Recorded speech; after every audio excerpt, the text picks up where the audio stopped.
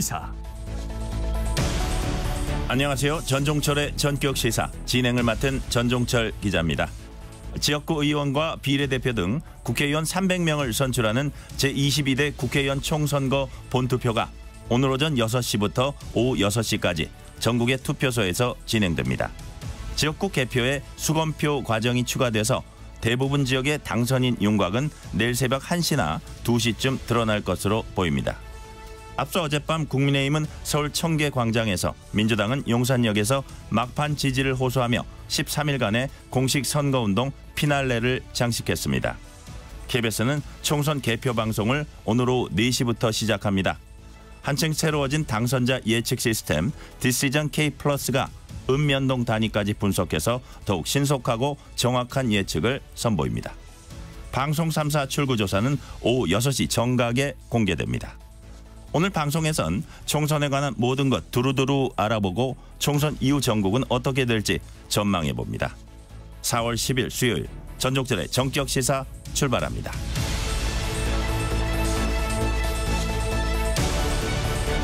전종철의 전격 시사는 유튜브로도 실시간 방송합니다. 문자 참여는 짧은 문자 50원, 긴 문자 100원이 드는 샵9730, 콩 어플은 무료입니다.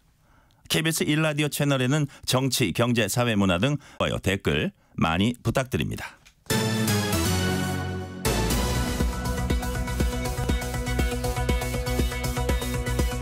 뉴스 브리핑 KBS 보도본부 우정화 기자 나와 있습니다. 어서 오세요. 안녕하세요.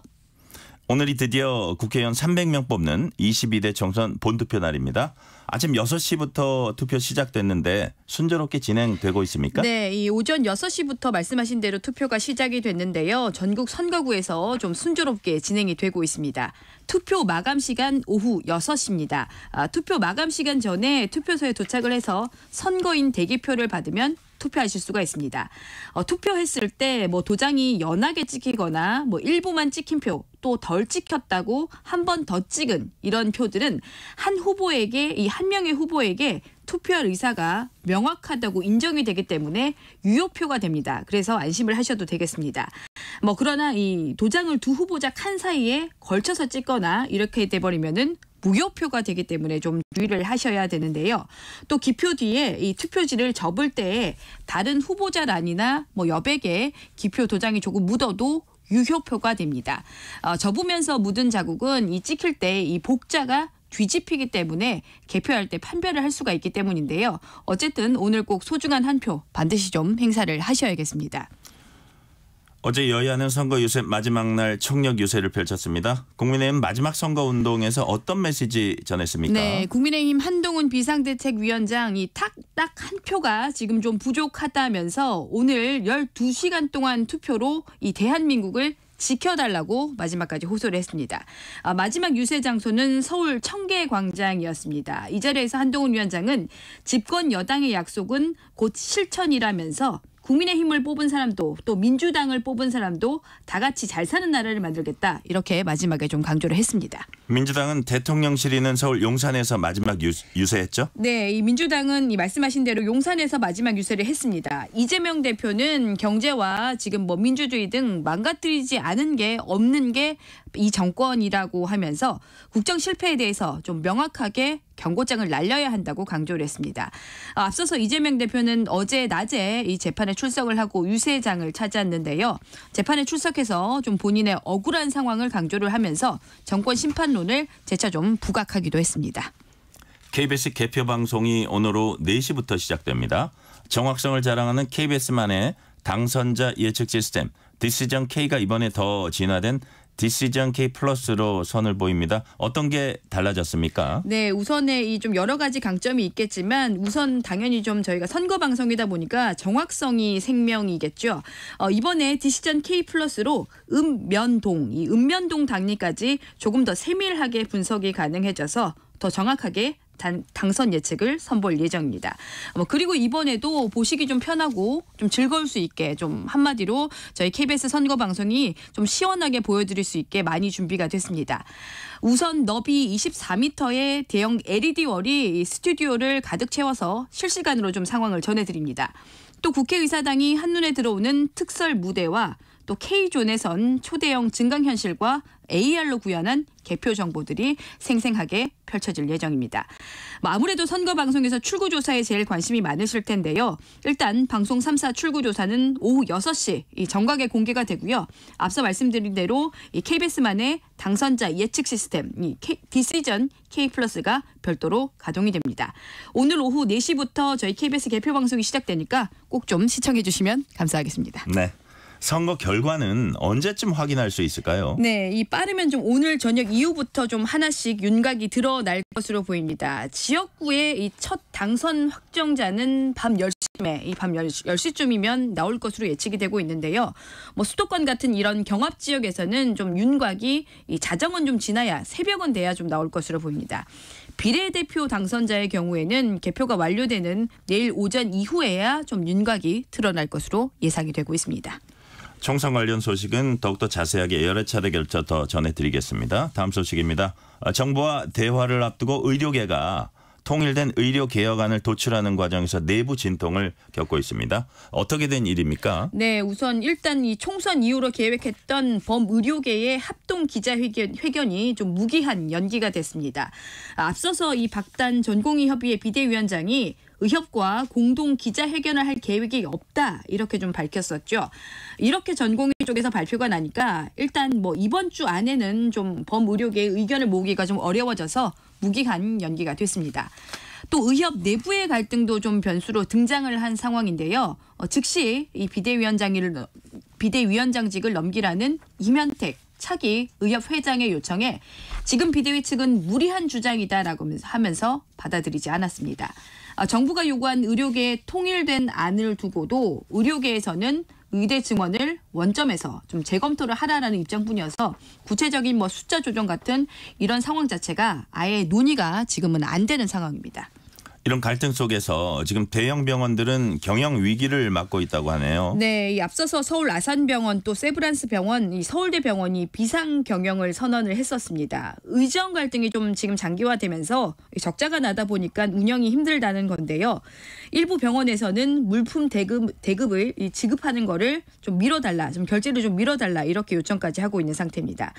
이런 상황에서 서울 아산병원은 희망 퇴직 신청까지 받기로 했습니다.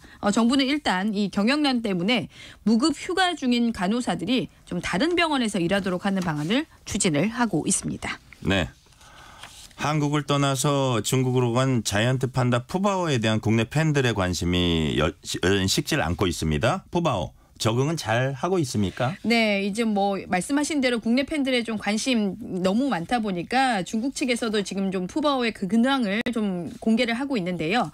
우선 이 중국 관영 신화통신이 푸바오의 근황이 담긴 이 사진과 영상을 좀 공개를 했습니다. 지난 5일에 신화통신 공식 웨이브에 올라온 짧은 영상을 좀 보면 이 푸바오가 경사를 내려오다가 이 앞발을 짚고 이렇게 한 바퀴를 좀 귀엽게 구르면서 이런 모습들이 담겨 있습니다. 이런 모습을 보면은 정말 좀 잘 지내는 것 같은데요. 그런데 좀 우려를 하고 있는 모습도 좀 있습니다. 일부 공개된 화면을 좀 보면 푸바오가 그 좋아하던 이 정말 잘 먹던 과일도 먹지를 않고 계속 좀 앞구르기를 하는 장면이 또 공개가 됐기 때문입니다.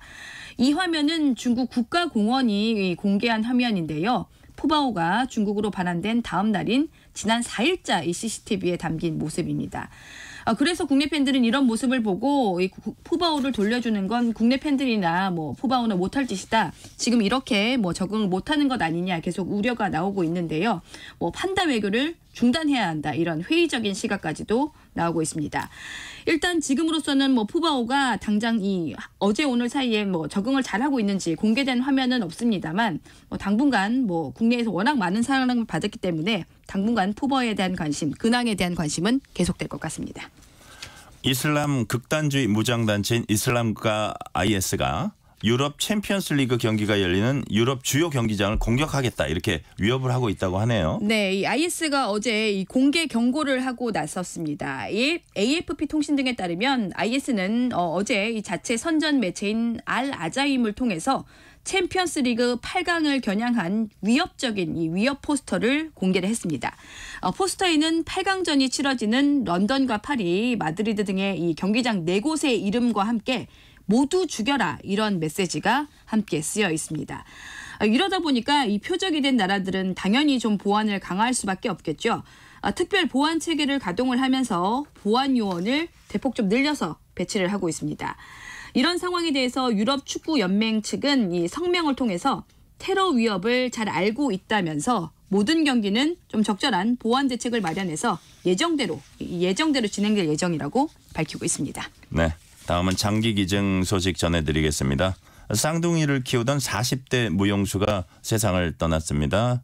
매우 안타까운 일인데요. 그런데 자신의 장기를 기증해서 4명에게 새로운 삶을 선물했습니다.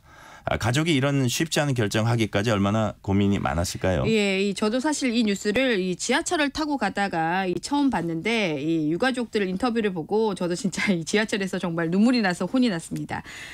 특히 이 고인이 남기고 간 아이의 나이도 그렇고 이 세상을 떠난 당사자인 이 43살의 고 장희재 씨와 제 나이가 또 비슷해서 좀 더 몰입이 됐고 개인적으로 좀 더 슬펐는데요. 네. 유가족들은 이제 겨우 7살인 쌍둥이에게 엄마가 이 좋은 일을 하고 떠났다고 말해주고 싶어서 이 장기 기증을 결정을 했다라고 밝히고 있습니다. 장 씨가 뇌사 상태에 빠진 건 지난달 9일이었습니다. 잠을 자다가 심정지가 발생해서 병원으로 옮겨졌는데 의식을 끝내 찾지 못했습니다. 가족들은 일주일의 고민 끝에 폐와 간 그리고 신장 2개를 4명에게 기증을 하기로 결정을 했습니다. 고 장희재 씨의 언니는 이게 과연 장희재 씨가 원하는 일일까 좀 고민을 많이 했다고 하는데요. 유가족들은 전국 어딘가에 이 기증을 받아서 살고 있는 사람들을 좀 생각을 하면서 그 마음으로 위안을 받으면서 앞으로 살겠다 이렇게 말을 했습니다. 그런데 고 장희재 씨와 같은 장기 기증자가 줄고 있다고 하네요. 네, 우선 지난해를 기준으로 보면 국내 장기 이식 대기자는 사상 처음으로 5만 명을 넘어섰습니다. 그런데 장 씨처럼 장기를 기증하는 뇌사자는 수년째 400명대에 머물고 있어서 하루 평균 8명이 이 장기 이식을 기다리다가 숨지고 있는 상황이라고 합니다. 한때 15만 명에 육박했던 장기 기증 희망자는 계속 줄어서 지난해에는 절반 수준까지 떨어졌습니다.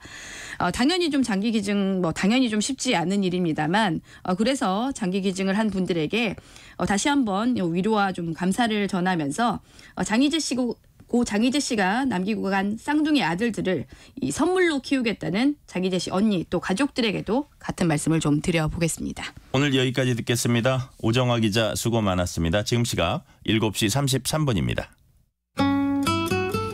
전종철의 전격 시사 날씨 정보 전해드립니다. 오늘 22대 국회의원 선거일입니다.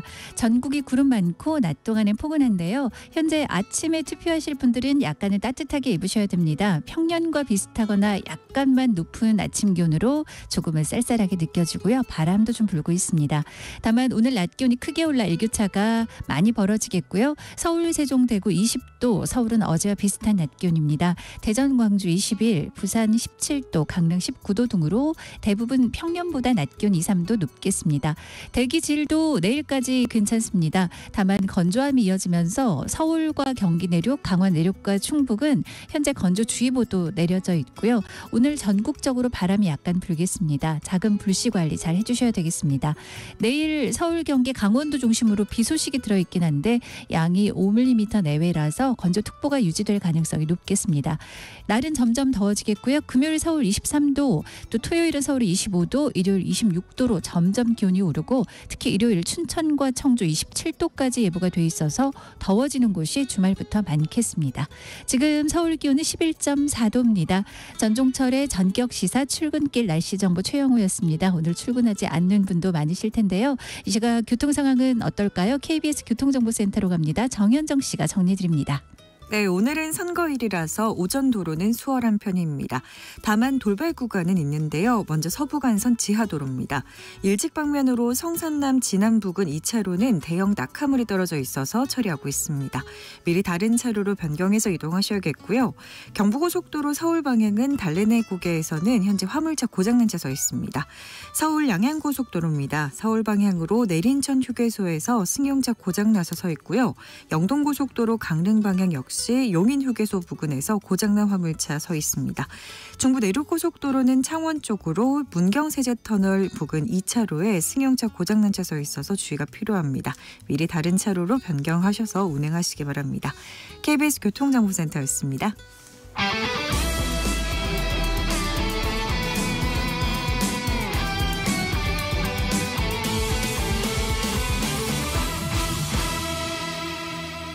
전종철의 전격 시사.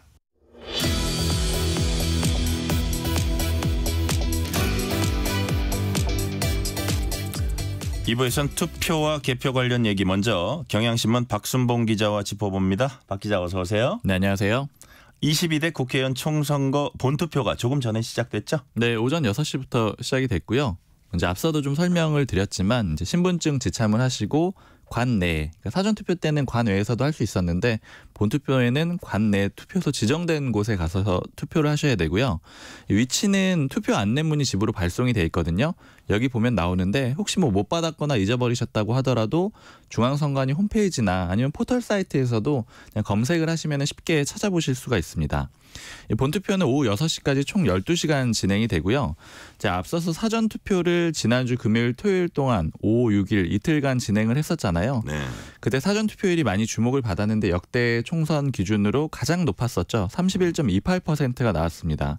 숫자로 환산을 해보면 우리나라 전체 유권자가 이번 총선에 4,428만 명 정도 되거든요. 이 중에서 1,384만 9천 명 정도가 이미 참여를 한 거고요. 그러니까 이제 한 31%가 나오는 거죠. 남은 투표 대상자는 3,043만 명 정도가 됩니다. 네. 지금 투표 시작한 지 이제 1시간 반 조금 넘게 지났는데요. 이 시각 현재 투표율 어떻게 됩니까? 지금 7시 기준으로 나와 있거든요. 네. 1.8%입니다. 근데 이게 이제 어느 정도인지 감이 안 오기 때문에 21대 총선하고 좀 비교를 해보면은요. 지난 총선이죠. 그때 오전 7시에는 2.2%였어요. 그래서 지난번 총선보다는 0.4%포인트 낮다라고 볼 수가 있는데 다만 아직 시간이 많이 되진 않았잖아요. 그래서 이제 실제로 어떨지는 조금 더 지켜봐야 되고요. 통상적으로 보니까 지난번 총선 때 보니까요. 오전 9시 정도까지는 투표소가 덜 붐벼요. 그러니까 투표율이 그때까지는 조금 비교적 낮은 편이고 그 이후부터 좀 많이 올라가거든요. 그래서 이제 나머지 상황은 또 시간대별로 좀 지켜봐야 될 것 같습니다.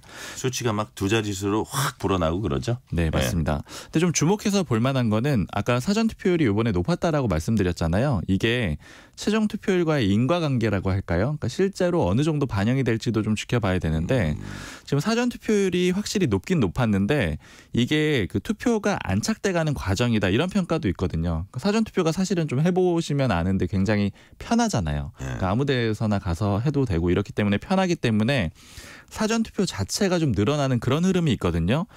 20대 총선 때부터 도입이 됐는데 그때 2016년이었는데 그때는 사전투표율이 초기다 보니까 정착이 많이 안 돼서 12.19%였어요. 그런데 지난번 총선 때 26.69%로 확 뛰어 올랐거든요. 그러니까 두 배 넘게 올랐죠. 그리고 요번에 또 최고치를 찍은 거라서 이게 본투표에 할 사람들이 사전투표로 넘어온 것인지 아니면 요번 총선이 실제로 많이 참석을 해서 투표율 자체가 높을 건지 이런 상황은 좀 지켜봐야 될 것 같습니다. 네. 자, 그런데 이번 총선에서 수검표가 다시 부활을 해요. 네. 그러니까 일부에서 부정선거 의혹이 제기되면서 이 수검표, 손으로 직접 검표를 하는 과정이 다시 생기게 된 거고요. 네. 이 다시라고 표현을 드린 거는 원래는 있었어요. 1990년대 초까지는 있었는데 이제 기술이 발전하면서 1995년에 분류기가 도입이 됐거든요. 그래서 수검표 과정이 사라졌는데 기계를 믿었던 거죠. 맞습니다. 예, 예. 그랬는데 21대 총선에서 여러 가지 의혹들이 제기가 됐습니다. 소송도 많이 이어졌고요. 근데 다만 법원에서 실제로 이게 부정선거가 맞다 이렇게 인용된 사례는 한 건도 없거든요. 즉 이 얘기는 법원에서 인정해준 부정선거 사례는 없는데 그럼에도 불구하고 선관위가 이번에는 부정선거 의혹을 미리 차단하겠다 이렇게 하면서 수검표 과정을 다시 한번 도입을 하게 됐습니다. 이 과정도 이제 의혹을 좀 해소하기 위한 거라서 중앙선관위가 유튜브에도 시연 영상을 올려놨더라고요. 홈페이지도 올려놓고요. 그래서 이게 저희가 한번 봤는데 일단 지역구 투표용지에 해당합니다. 어떤 식으로 하느냐면은 먼저 이제 빨간색으로 찍어가지고 이제 다 투표소에 넣게 되잖아요. 유권자들이요. 그러면 이 분류기에다가 이걸 일단 넣어요. 그러면 기계가 어디에 누구를 뽑았는지 분류를 쭉 하게 됩니다. 그 빨간 색깔을 광학 센서로 인식을 해가지고 분류를 하게 되고요. 이 과정을 전에는 눈으로만 봤던 거거든요. 기계가 이렇게 잘 분류하고 있는지 이렇게 눈으로만 봤던 건데 기계가 다 분류하고 나면 사람이 이걸 다시 받아가지고 일일이 넘기면서 다시 확인을 하는 겁니다. 그 다음에 개수기라고 해가지고요. 이게 이제 은행에 가면 돈 세는 기계 있잖아요. 네네. 쭉 넘어가면서 숫자 나오는 거요. 각각 몇 표인지 집계하는 기계로 넣게 돼서 이렇게 해서 집계를 하게 됩니다. 개수는 개수기로 타다다다닥 이렇게 나온다 이거죠? 맞습니다. 자, 그럼 아무래도 이게 수검표 하다 보니까 당선자 윤곽 나올 때까지 시간이 좀 더 걸리겠어요. 아직 추정이긴 한데 선관위에 물어보니까 한 2시간 정도 더 걸릴 것 같다 그래요. 네. 그러니까 사람이 확인하는 과정이 하나 더 들어가는 거잖아요. 네. 그래서 당연히 시간이 더 많이 걸릴 수밖에 없고요. 이번에 개표 사무원 수도 20% 더 늘렸거든요. 21대 총선보다 12,000명이 더 투입이 됩니다. 그래서 지역구 당선자 윤곽은 당연히 더 늦게 나올 수밖에 없는데 그 예측하는 시간이 아까 한 새벽 2시 정도라고 말씀을 드렸잖아요. 네. 그러니까 통상적으로는 한 자정쯤에는 나온다. 이거 윤곽을 얘기하는 겁니다. 윤곽이 그 정도에 나온다라고 하는데 이번에는 뭐 1시 반에서 2시 정도 돼야 될 것 같다. 이렇게 선관위 관계자가 설명을 하더라고요. 개표 시간이 한 오후 6시에 투표를 아까 마친다라고 말씀드렸는데 예. 한 6시 반에서 7시 정도 다 다르거든요. 그러니까 투표소에서 개표소로 넘겨줘야 돼요. 이걸 이제 밀봉을 해가지고 넘겨줘야 되는데 그 시간이 조금씩 차이가 날 수밖에 없거든요. 그래서 이제 이 시간들은 전체적으로는 다 유동적이라고 보시면 될 것 같아요. 그리고 이제 윤곽이 나오는 게 새벽 2시 정도고 사실 접전지 같은 데는 이제 최종적으로 결론이 나오는데 굉장히 오래 걸리는 경우도 있어요.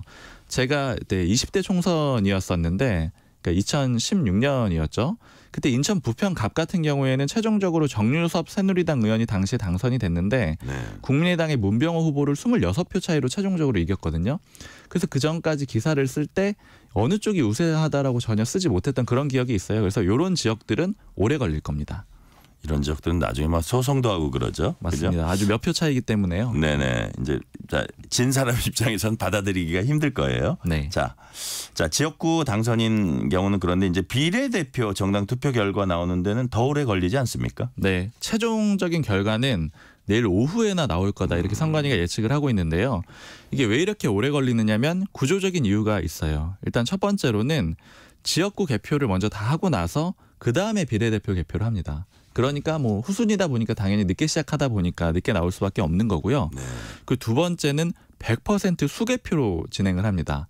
아까 지역구는 분류기를 통해 가지고 한다라고 했잖아요. 예.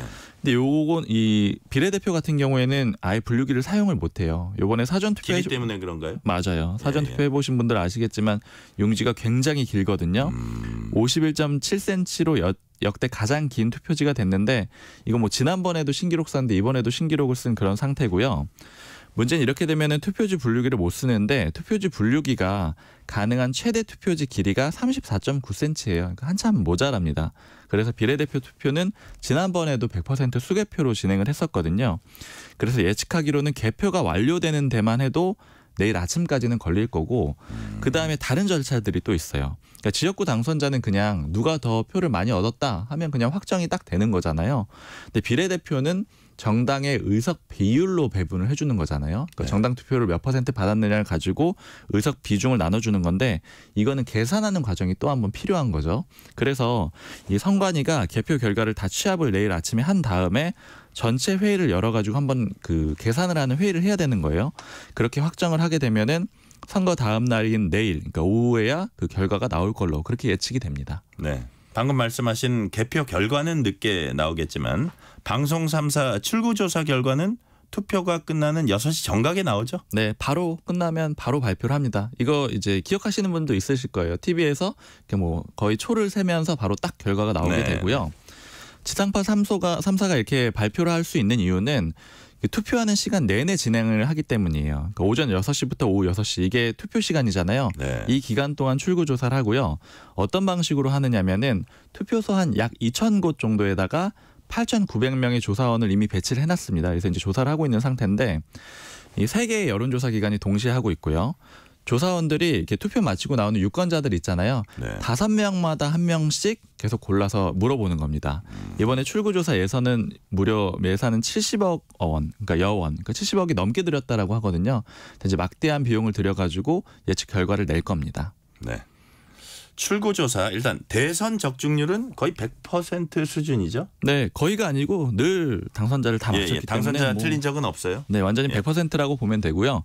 시작된 게 1995년이거든요. 그러니까 성공률 100%인데 처음 대선 때 적용이 됐던 게 2002년이었어요. 그때 노무현 후보의 당선을 방송 3사가 모두 예측을 했었고요.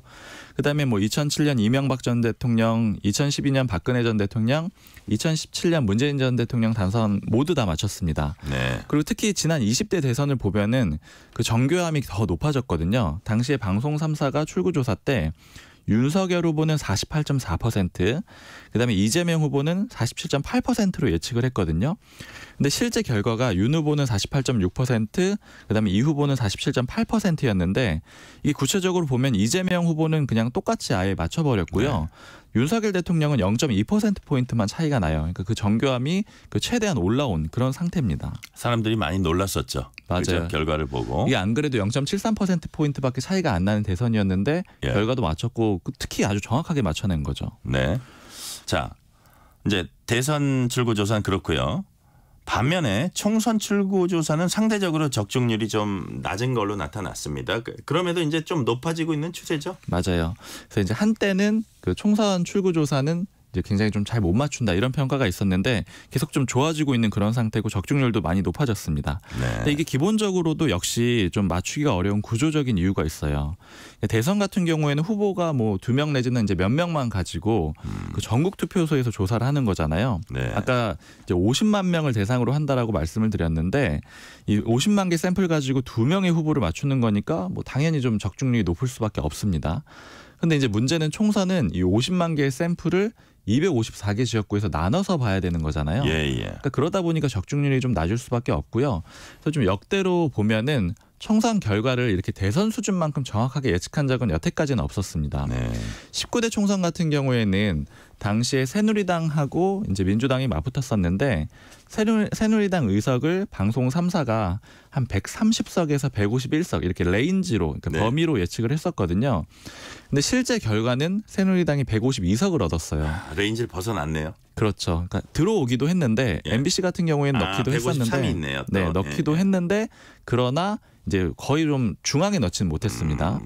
그리고 20대 총선을 보면은 뭐 안타깝게도 원내 일당을 못 맞추는 그런 일도 있었어요. 그때는 좀 치열했었거든요. 예, 왜냐하면 그때 민주당이 123석으로 일당을 하고 새누리당이 122석으로 2당을 하게 됐었는데 당시의 범위를 보면은 방송 3사가 새누리당 의석수를 118석에서 147석으로 예측을 했습니다. 예. 이제 범위 안에 넣긴 했는데 일당이라고 봤던 거죠. 민주당 의석수는 101석에서 128석으로 예측을 했는데 역시 범위 안에 넣긴 했어요. 그러나 2당으로 봤는데 그래서 당 자체가 틀렸던 거고요. 21대 총선에서는 그래도 이제 상황이 더 좋아져가지고 1당을 맞추는 데는 성공을 합니다.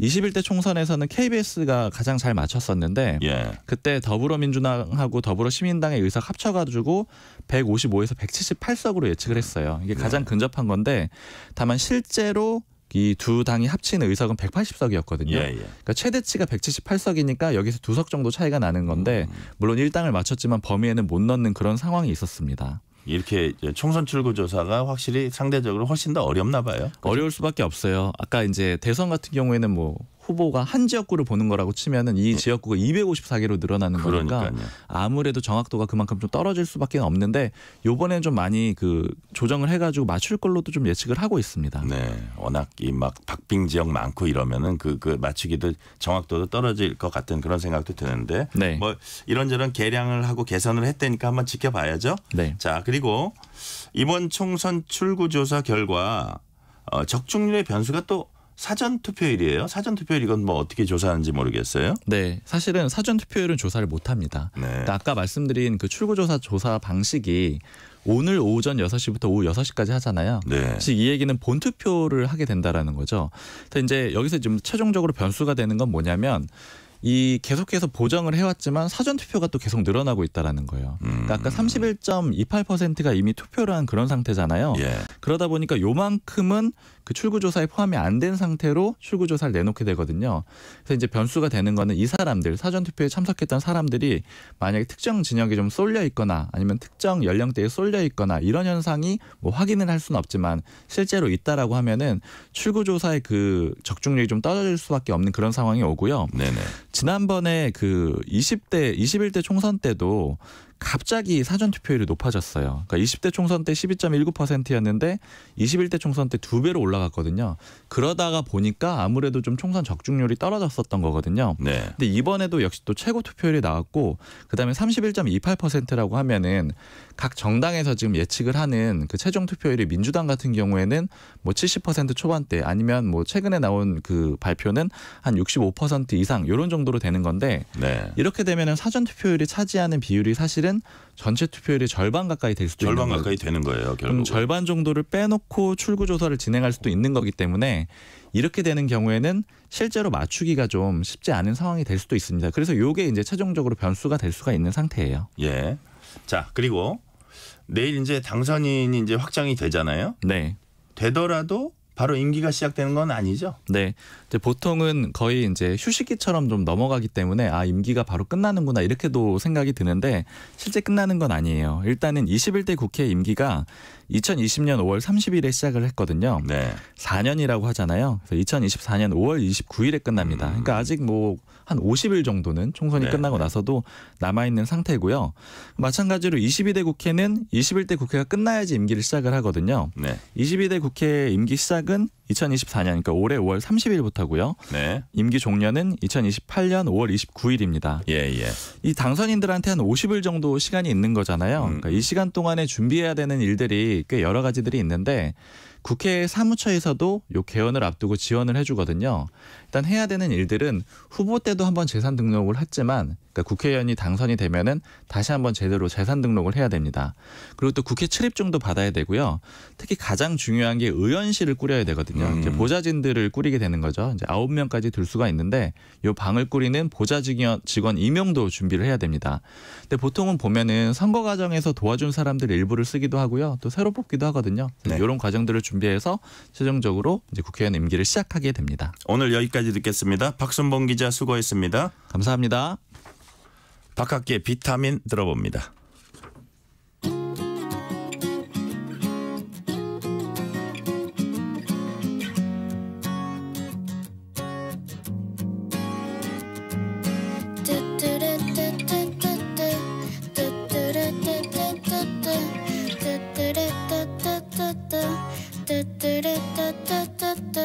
처음 너를 만나던 그날 설레던 5월의 아침 아카시아 달콤한 향기 부드러운 바람 우릴 감싸주고 함께 걸어왔던 시간들 그림 같은 예쁜 날들 여우비 내리던 여름 하늘을 구르던 너의 웃음처럼 너는 나의 사랑 너는 나의 요정 온 세상 눈부신 향기를 뿌리고 너는 나의 노래 너는 나의 햇살 넌 나의 비타민 날 깨어나게 해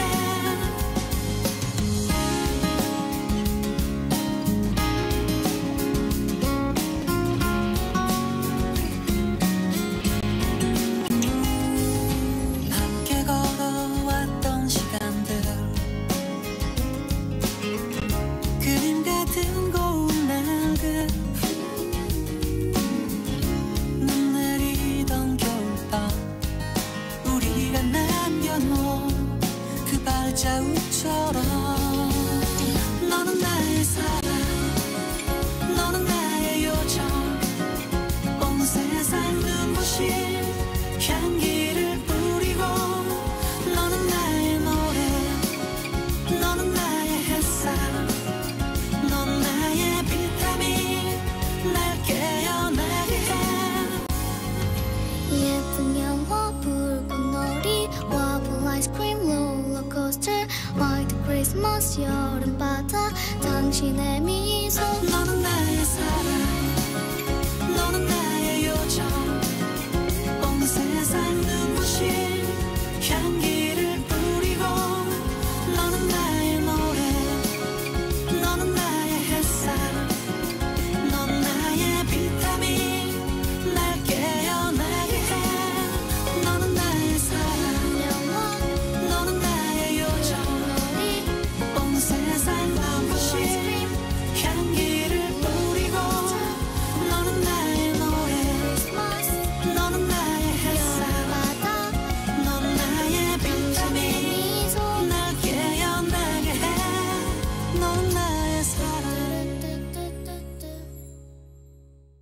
국민 여러분, 병원에 가실 때 불편과 혼란을 줄이기 위해 다음 3가지를 부탁드립니다.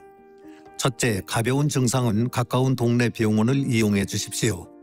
대학병원은 중증 환자를 위한 곳입니다. 둘째, 인터넷에서 우리 지역 좋은 병원 찾기 서비스를 검색해 주십시오.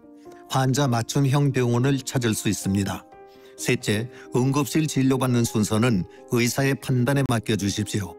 더 위급한 환자부터 진료하는 것이 응급실의 원칙입니다. 어려울 때일수록 서로 배려하는 마음이 필요합니다. 보건복지부에서 말씀드렸습니다. KBS 라디오 기후위기 대응 캠페인 지구를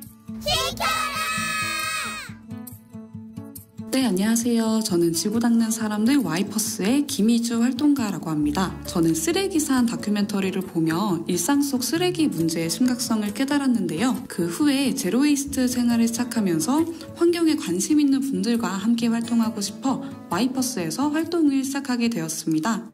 작년에 실시했던 국내 최초 다회용컵 급수대 같은 경우도 마라톤을 실제로 하시는 분이었는데 마라톤을 하시다가 그런 일회용컵 쓰레기 문제를 그런 심각성을 발견을 하시고 저희 와이퍼스에 제안을 해주셨어요. 함께 이런 일회용컵 쓰레기를 줄였으면 좋겠다 하고 제안을 해주셔서 그렇게 해서 이 일회용컵을 없애는 다회용컵 급수대 활동이 탄생하게 되었습니다. 그래서 저희 활동 같은 경우에도 박원분들께서 일상 속 쓰레기 문제를 발견을 해주시면 그걸로 저희가 함께 해결해 나갈 수 있는 그런 캠페인으로 발전시켜 나가고 있는 형태입니다. 나 하나 바뀐다고 뭐가 달라질지 또 내 실천이 변화를 만들 수 있을지 회의감이 들곤 하는데요. 저희는 한 명의 완벽한 실천보다 노력하는 여럿의 힘을 믿습니다. 텀블러 사용 등 일상 속에서 할 수 있는 작은 실천부터 해보시는 걸 추천드리고요. 환경을 위한 첫 실천에 어려움을 느끼거나 환경활동을 하며 지치실 때 언제든 와이퍼스의 문을 두드려 낙원이 되어주세요. 감사합니다. 뜨거워지고 있는 지구. 지금 우리의 문제입니다. KBS 라디오 기후위기 대응 캠페인 지구를 지켜라 였습니다.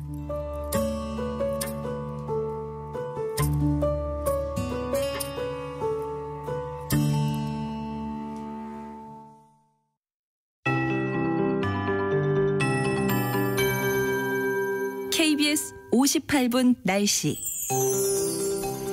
국회의원 선거일입니다. 아침까지는 투표하실 때 좀 따뜻한 옷차림 해주시기 바랍니다. 아침 기온은 평년과 비슷하거나 1, 2도 정도 높은 상황이라서 조금 쌀쌀하게 느껴지고요. 오늘 낮 기온은 대부분 20도 안팎까지 오르며 어제와 비슷해 포근해지겠습니다.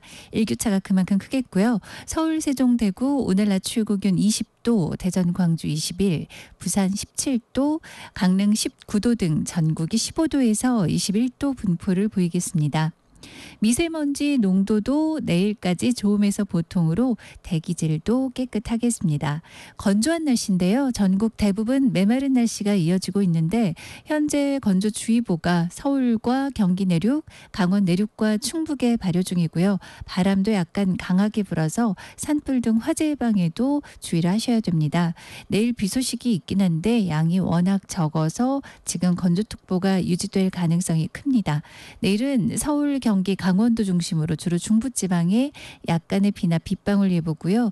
양이 5mm 미만인 곳이 많아서 건조함이 크게 해결되진 못하겠습니다.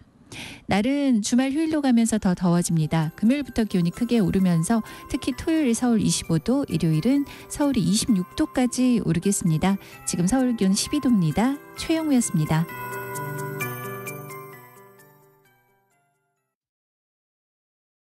정성을 다하는 국민의 방송 KBS가 8시를 알려드립니다. AM 711kHz, FM 97.3MHz, KBS 1라디오입니다. HLKA.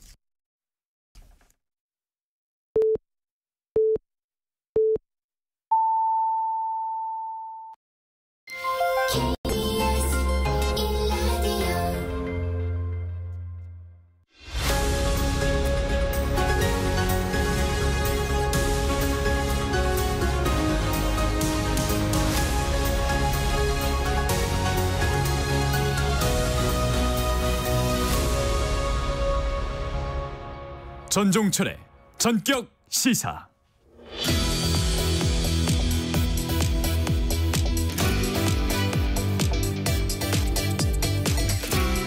공식 선거운동 마지막 날 유세를 포함해서 각 당 움직임은 한국경제신문 최영찬 기자와 함께 알아봅니다. 최 기자 어서 오세요. 네, 안녕하세요.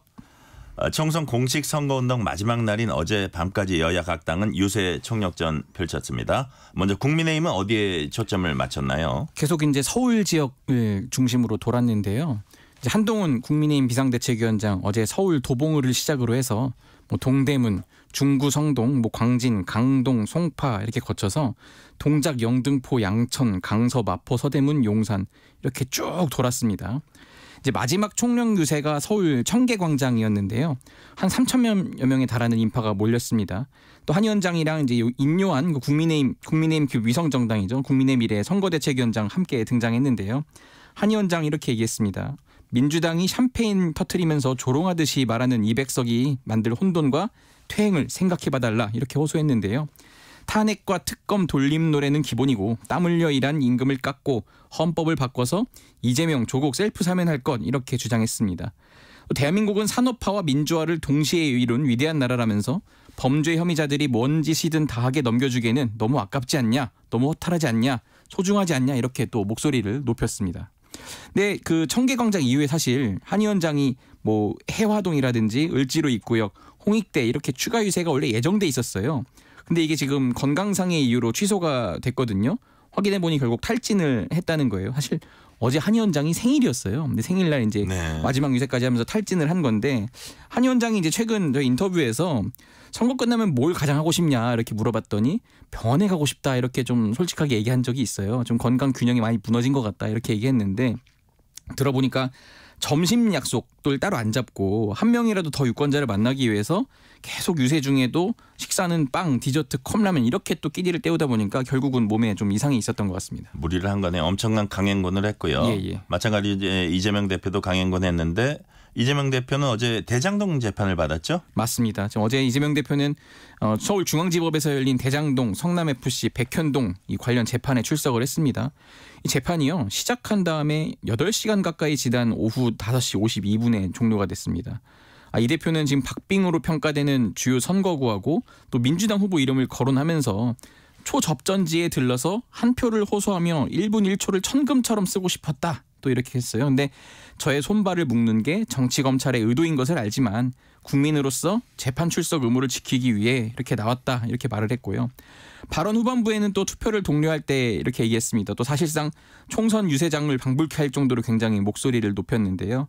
재판을 마치고 이제 저녁이 됐잖아요. 이 대표가 향한 곳은 용산역 광장이었습니다. 지난달 28일에 당의 첫 공식 선거운동이 시작된 곳이기도 한데요.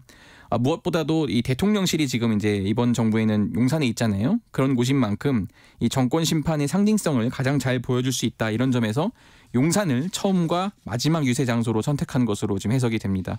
이 대표는 용산역 광장 유세에서 이 나라는 경제, 민생, 안보, 평화, 민주주의 모든 면에서 후퇴했다. 국민이 이 정권의 국정 실패로 고통받고 앞으로 나아질 기미도 보이지 않는다면 권력을 위임한 주인은 상벌을 분명히 할 때다 이렇게 강조했습니다. 그러면서 레드카드는 이르겠지만 최소한 이 옐로카드로 정신이 벌쩍 들게 해야 된다 이렇게 또 강조했습니다. 제3지대 정당들도 막판까지 한 석이라도 더 만들어달라고 호소했습니다. 먼저 녹색정의당 어디에 집중했습니까? 네, 녹색정의당 김준우 상임대표는 어제 이제 먼저 국회에서 기자회견을 열었고요. 이 원내에 진입하지 못하고 주저앉는다면 진보 정치의 목소리는 사라질 것이다 이렇게 지지를 호소했습니다. 특히 이제 자신들은 더불어민주당이 만든 그 비례위성정당인 더불어민주연합에 참여하지 않았다 이런 길 부각하면서 차별성을 강조했는데요. 전세 사기 피해자들, 뭐 성소수자 인권 활동가들, 노동자, 농민, 뭐 학계, 지식인 다 한 목소리로 한국 사회는 녹색정의당이 꼭 필요하다고 하고 있다. 좀 지켜달라 이렇게 호소드린다고 주장을 했고요. 지금 어쨌든 정의당과 녹색당이 합쳐진 거잖아요. 그러면서 이제 국회 이번 22대 국회를 기후국회로 만들기 위해서는 우리가 꼭 필요하다 이렇게 강조를 했습니다. 그 이후에는 그 녹색정의당도 이제 지역구에 현역 의원들이 출마한 곳이 있어요. 서울 마포 을 지역에 장혜영 의원이 뛰고 있고요. 이쪽에서 먼저 또 집중 유세를 했고 그다음에 심상정 원내대표가 출마한 경기 고양갑에서 선거운동을 마무리했습니다. 네. 개혁신당은 연일 화성 동탄에 화력을 집중해 왔는데 어제도 화성에서 유세를 벌였죠. 마지막 유세가 바로 이곳이었는데요. 여기는 지금 이준석 대표가 출마를 했잖아요. 이 화성을 지역구입니다. 마지막 유세에서 당 지도부가 이제 총력 유세를 벌였습니다. 천하람 총괄 선대위원장은 또 이제 아침부터 뭐 방송 출연이라든지 기자회견 이런 걸 통해서 지금 화성을이 딱 붙었다. 민주당 공영훈 후보가 딱 붙어서 굉장히 우리가 해볼 만하다 이렇게 지금 여론전을 펼쳤는데요. 실제로 지금 이재명 대표가 어제 재판을 받고 있었는데 휴정 중에 또 이제 자기가 이제 그 라이브 방송을 켰습니다. 그러면서 화성을 방심하면 질 수 있다 이렇게 말할 정도로 지금 개혁신당과 민주당 사이의 신경전이 굉장히 지금 벌어지고 있는 곳이거든요. 이준석 대표가 이렇게 얘기했습니다. 열심히 때리는 것과 잘 때리는 것은 조금 다르다는 생각한다. 그러니까 여기서 말하는 열심히 때리는 거는 예를 들어 민주당이나 조국혁신당이 이 정권에 대해서 이제 비판을 하는 것이고 자기들은 잘 때린다. 이제 어쨌든 그 국민의힘에서 갈라서 나오지 않았습니까? 더 잘 때린다는 것을 강조를 했고 그러면서도 민주당과 조국혁신당에 대한 견제구를 동시에 날린 건데요. 시계를 5년 전으로 돌려서 검찰청 건물에다가 레이저 막 쏘고 검찰개혁 막 이렇게 쓰고 그러던 문안으로 돌아가고 싶으시냐 아니면 또 5년 전에 이제 광화문과 서초동 이렇게 집회하는 정치로 돌리자는 말이냐 이렇게 또 지적했는데요. 여당 역할을 못했던 여당, 뭐 제1야당 역할을 못했던 야당 둘 다 이번에 싹 쓸어버려야 한다 이러면서 제3당인 개혁신당 존재 필요성을 역설했습니다. 싹 쓸어버린다. 네. 이낙연 대표 등이 주축이 된 새로운 미래죠. 어디서 유세 펼쳤습니까? 예, 새로운 미래는 이제 서울 관악구 서울대 입구역이랑 서초구 고속버스 터미널 그쪽에서 유세를 벌였고요. 마지막에는 지금 이제 원래 민주당 출신인 서른 의원이 출마하고 있는 지금 경기 부천시 원미 이쪽에서 마지막 유세를 했습니다. 오영환 의원이 지금 총괄 선대위원장을 맡고 있는데요. 새로운 정치, 새로운 미래의 이 씨앗을 지키고 키워달라. 산업화, 민주화를 넘어 다원화 시대의 새로운 정치가 꼽힐 수 있도록 도와달라 호소했는데요. 지금 당의 이제 중진들인 뭐 이낙연 대표라든지 홍영표 선대위원장 또 김종민 선대위원장은 각자 이제 본인이 출마한 뭐 광주 광산을 인천 부평을 세종갑 이런 데서 개별적인 집중 유세를 벌였어요. 이낙연 대표는 이제 중진 정치인 중에 호남 출신은 저 하나 남았다. 역사의 심장 호남 정치 부활을 기대하는 시도민 여러분 마지막 불씨 이낙연을 지켜달라 이렇게 또 호소를 했습니다. 조국혁신당의 마지막 유세 장소 어디였나요? 여기는 이제 그 광화문 세종문화회관 앞에서 마지막 유세를 펼쳤는데요. 네. 광화문은 박근혜 정권을 조기 종식한 촛불 명예혁명의 상징적 장소다 이렇게 지금 의미를 부여했습니다. 조국 대표는 지금도 다른 형태의 국정농단이 전개되고 있다고 생각한다. 조기 종식 형식은 어떻게 될지 모르지만 우리가 모두가 아는 건 지난 2년이 지긋지긋했다는 거다. 또 남은 3년은 너무 길다는 것이다. 이렇게 좀 주장을 했는데요. 야권 200석 확보가 쉽진 않지만 200석을 가져가면 뭐 윤석열 대통령의 거부권, 뭐 제2요구권을 또 오남용 막을 수 있다. 뭐 이렇게도 얘기했고 김건희 여사 특검법이 또 통과돼서 하반기에는 이 김건희 여사가 법정에 서는 모습을 보게 될 것이다. 이렇게 주장하기도 했습니다. 이번 총선 막판 문재인 전 대통령이 여러 번 유세 지원에 나섰습니다. 그 역할론이랄까요? 이런 거 정치권에서 어떻게 보고 있나요? 지금 이제 총선 이후에도 이제 의석수에 따라서 문재인 전 대통령이 좀 나설 수 있다 이러는 게 이제 특히 민주당 비명계 쪽 관측인데요. 네. 제가 지금 굉장히 놀랐던 게 이번에 그 양산에서 사전 투표를 하면서 그 나온 문재인 전 대통령 발언이거든요. 사실 지금 문재인 전 대통령이 민주당 당원 신분인데, 근데 민주당뿐 아니라 조국 전 법무부 장관이 이끄는 이제 조국혁신당이라든지 뭐 지금 방금 말씀드렸던 새로운 미래라든지 이런 곳도 응원을 한다 이렇게 목소리를 낸 거예요. 네. 특히 이제 조국혁신당에 대해서는 더 길게 좀 첨언을 했습니다. 갑자기 만들어진 당이고 여러 가지 부족한 점이 많은데도 국민들의 많은 지지를 받고 있다는 것은 그만큼 우리 국민들이 지금 정치 상황에 대해 분노가 뜨겁다는 것을 보여준다 이렇게도 얘기를 했거든요. 근데 지금 관련해서 취재를 해보니까 지금 문 전 대통령이 민주당 지금 많이 우리가 잊혀졌지만 그 공천 상황을 좀 맞듣지 않아 한다 이런 얘기들이 있었거든요. 그 당시 막 우리 언론에서 표현한 게 이제 비명 행사다 뭐 이렇게들 얘기했잖아요.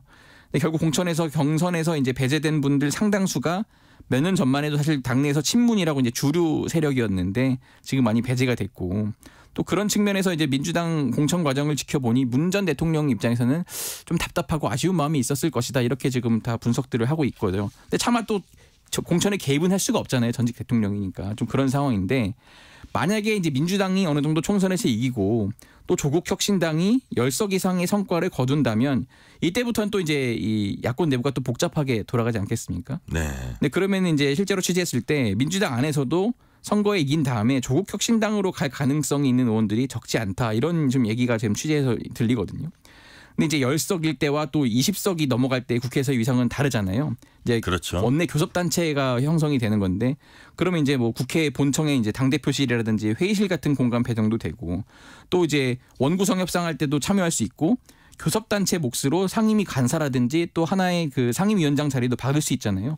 그럼 굉장히 이제 조국 혁신당이 만약에 그 위상이 커질 수가 있는 건데 이렇게 되면 또 야권의 그 지형이 또 어떻게 될지 모른다 이런 분석들이 나오고요.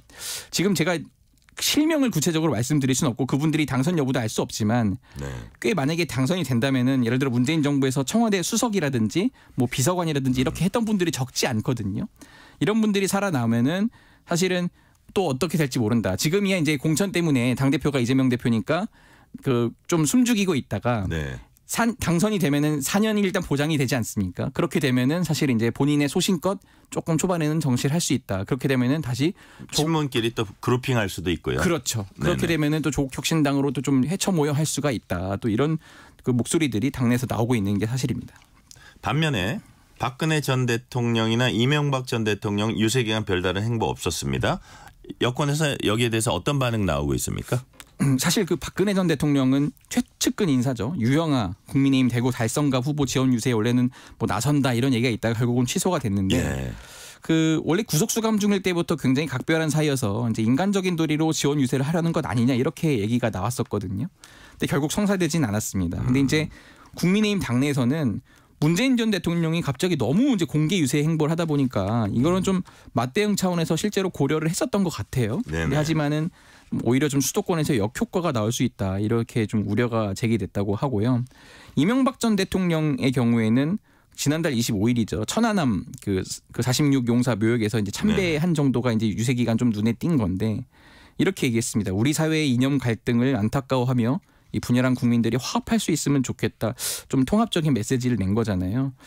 그러니까 이제 그 당내에서 반응을 또 들어보면은 이 유권자 성향에 따라서 어떻게 보면 전직 대통령 유세에 대해서 좀 긍부정이 갈릴 수 있는데 예를 들어 좀 보수 성향 유권자라면은 조금 점잖고 좀 품격을 좀 지키고 이런 거를 좀 바란다는 게 있어요. 우리가 그 현직 대통령도 사실은 그 정치적 중립을 요구를 하잖아요.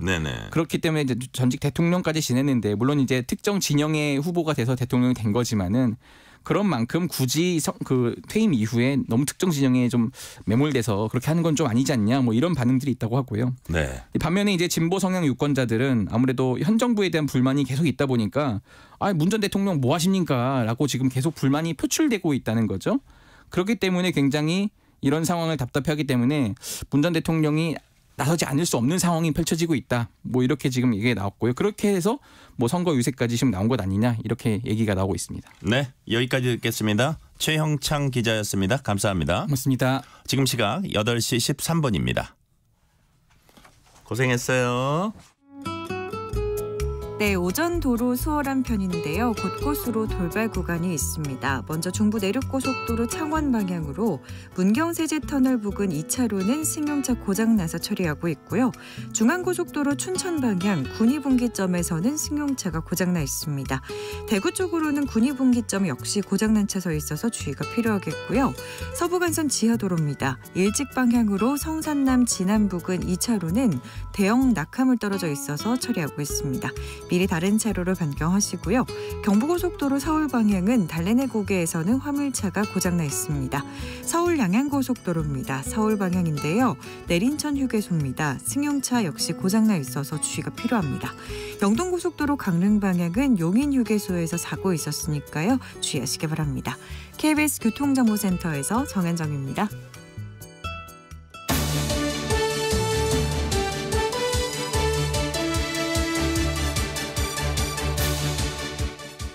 매주 수요일 만나는 본격 토론. 이번 주엔 총선 본투표 날에 만나 뵙게 됐습니다. 최진영 변호사, 김준일 시사평론가 자리했습니다. 어서 오세요. 안녕하세요. 반갑습니다. 최진영입니다.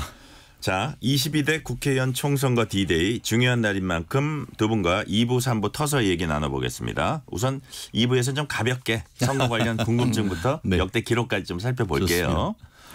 저희가 모시는 분들마다 하는 첫 번째 질문. 사전투표 하셨습니까? 당근이죠.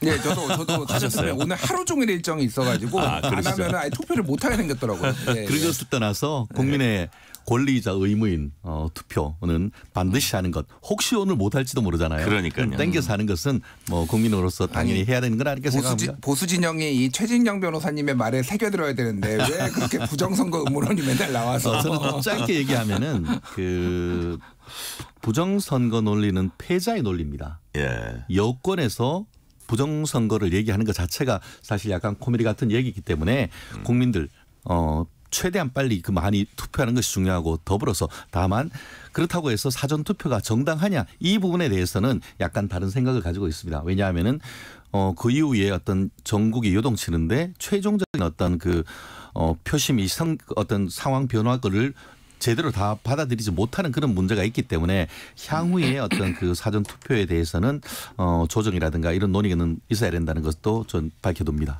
사전 투표가 그렇다면 최종 투표율 어느 정도 될까요?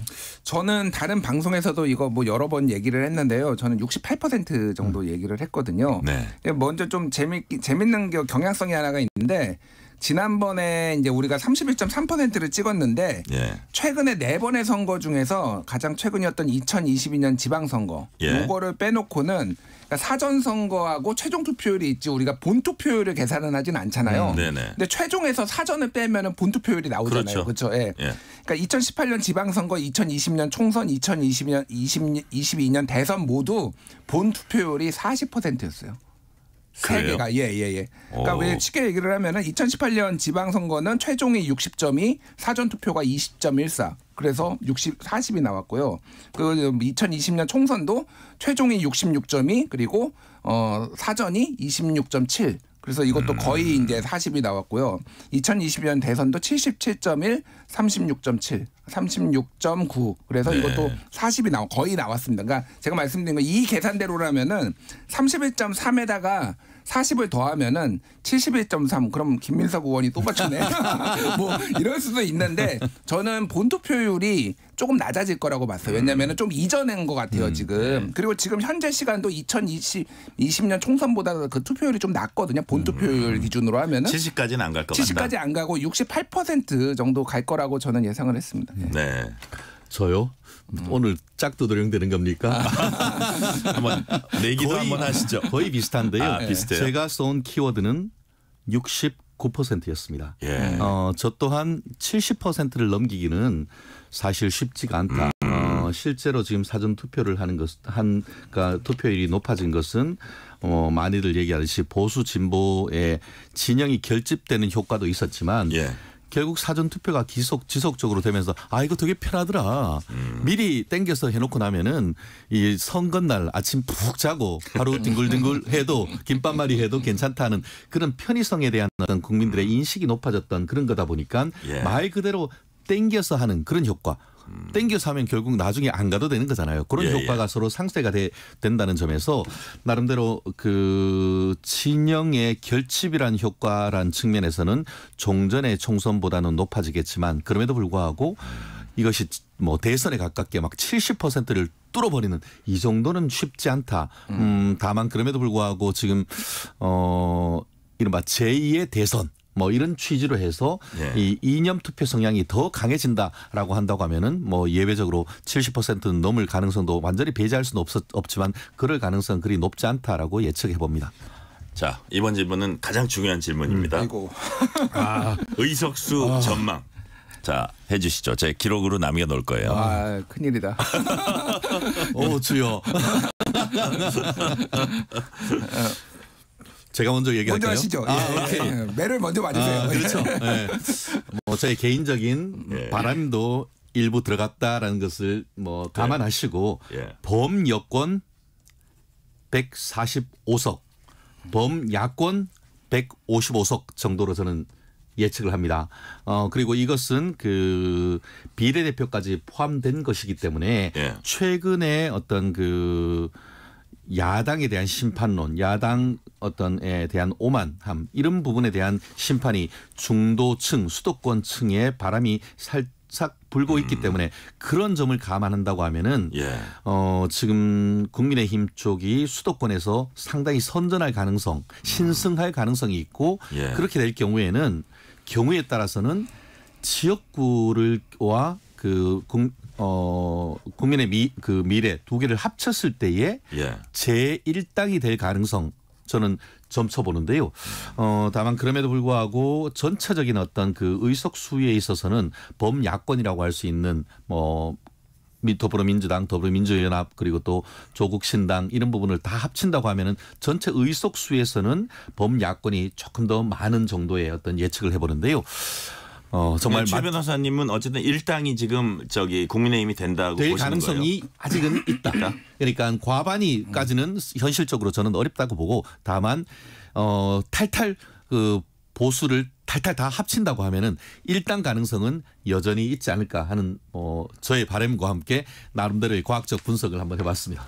어떻습니까? 과학적입니까? 어떤 과학인지 제가 다 이해가 안 되고 일단은 제가 어제 밤에 제 이제 개인 페이스북 SNS에 요 총선 의석수 전망을 올렸는데 숫자만 올린 게 아니라 지역별로 다 분석을 했으니까 제가 254개 지역구를 다 보고 여론조사를 보고 이제 특히 이제 여론조사가 아예 안 된 지역은 그 전에 이긴 후보가 이긴다고 그러니까 이긴 정당이 이긴다고 보는 게 맞아요. 그러니까 그 정도로 관심이 은평 갑은 여론조사가 하나도 없습니다. 그리고 강남 갑도 없어요.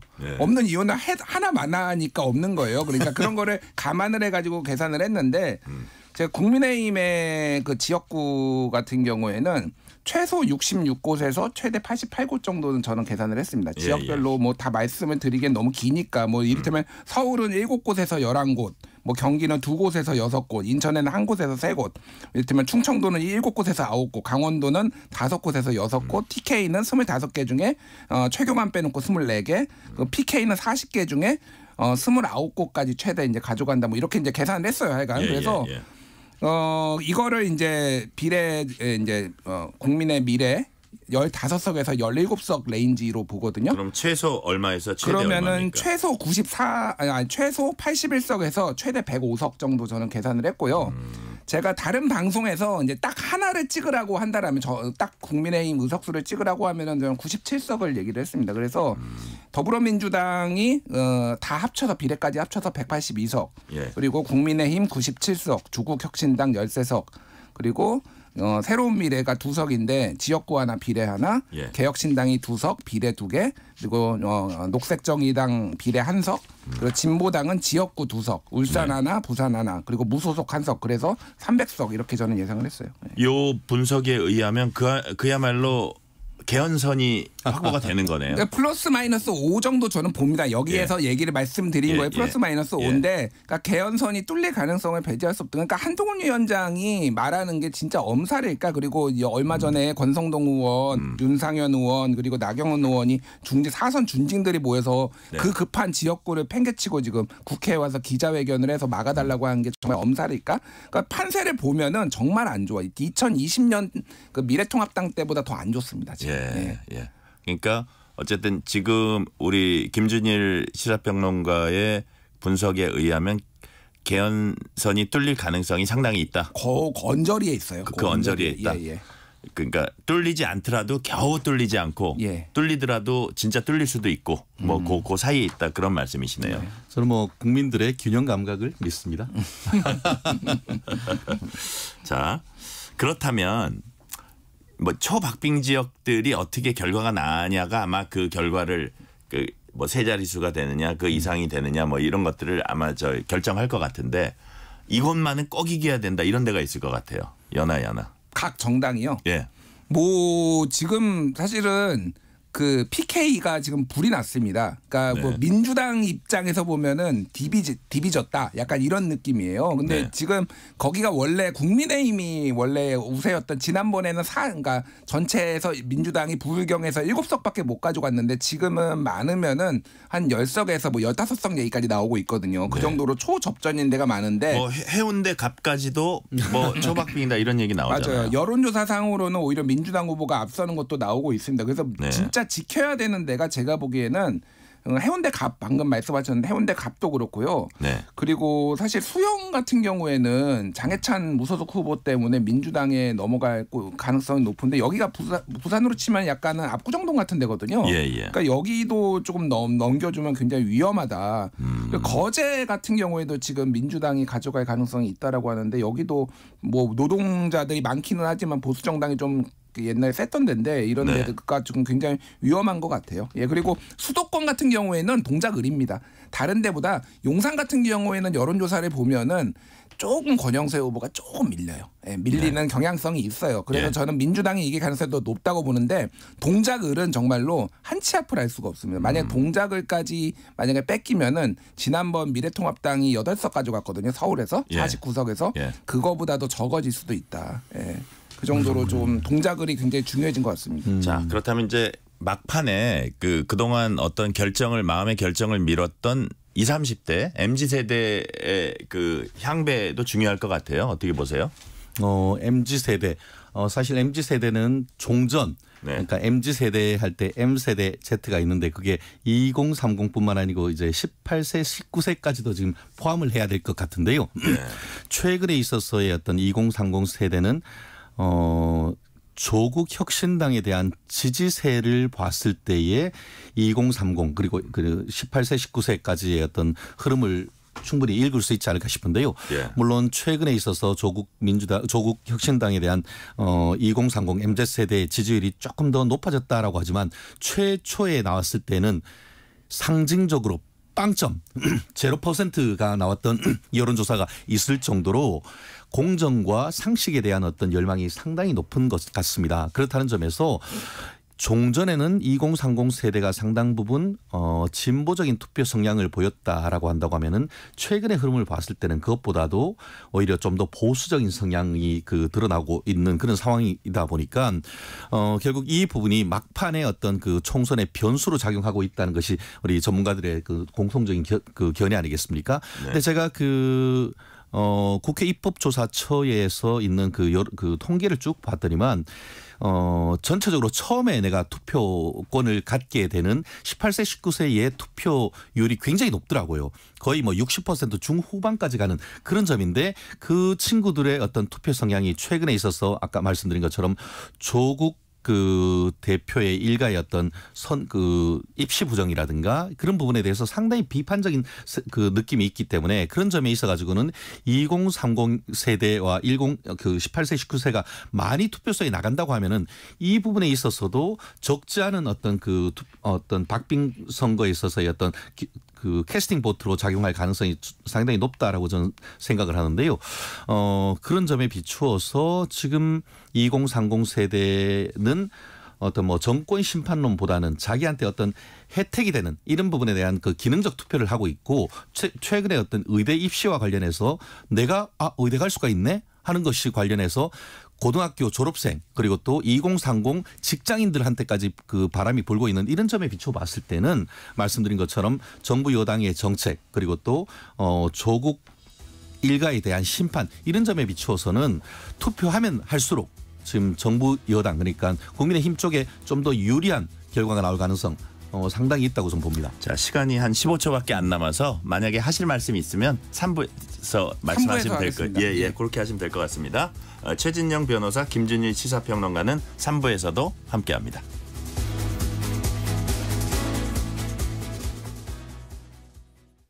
잠시 후 8시 반부터 일부 지역국에서는 해당 지역 방송을 보내드립니다. 워렌 버핏은 가치 투자, 필립 피셔는 성장주 투자, 피터 린치는 장기 투자, 그리고 성기영은 경제쇼. 방법은 달라도 목표는 하나. 여러분을 성공의 길로 안내합니다. 평일 오후 4시 5분 성기영의 경제쇼. 주말 오후 5시 5분 정보를 업그레이드한 성기영의 경제쇼 플러스. 일주일 내내 함께하십시오. 편지 왔습니다. 퇴근길 지친 당신에게 힘이 되는 뉴스를 전해드립니다. 매일 저녁 당신과 함께 읽는 세상 이야기. KBS 1라디오 뉴스레터 K. 지금 시각은 8시 30분입니다. KBS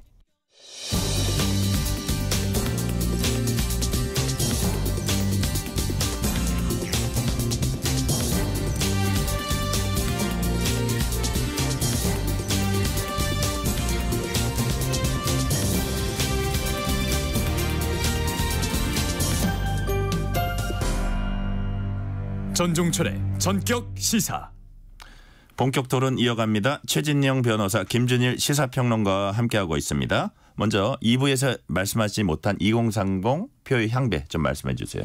그러니까 최진영 변호사님의 의견에 일부 동의하는 바가 있는데 제가 가장 근본적으로 조금 반박을 하거나 좀 차이가 나는 부분은 2030 세대의 어떤 보수화 경향에 대해서 말씀하셨는데 정확하게는 2030 세대는 보수화가 된 게 아니라 스윙보터화 됐다라고 보는 게 맞아요. 그러니까 지난번에는 대선에서 특히 윤석열 정부, 그러니까 문재인 정부에 대한 심판 여론이 강했기 때문에 내가 응징해야 되겠다라는 이런 것들이 상당히 강했고 그것도 남성과 여성이 상당히 20대 이대남이라고 불리는 이대녀하고 이제 투표 성향이 그 KBS 이제 방송 3사 출구 조사를 보면은 극명하게 갈렸거든요. 네.